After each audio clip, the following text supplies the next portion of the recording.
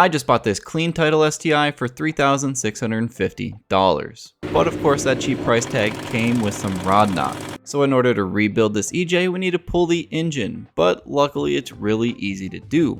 Simply drain the coolant and the oil, then take out the radiator, then remove the battery and the intake, then the intercooler and fuel lines.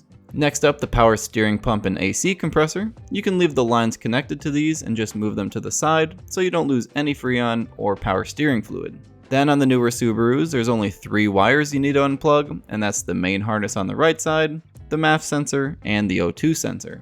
Next up, remove the heater core hoses and the vacuum lines to the brake booster. Now unbolt the downpipe from the turbo and just leave it there. Unbolt your pitch stop and remove your starter.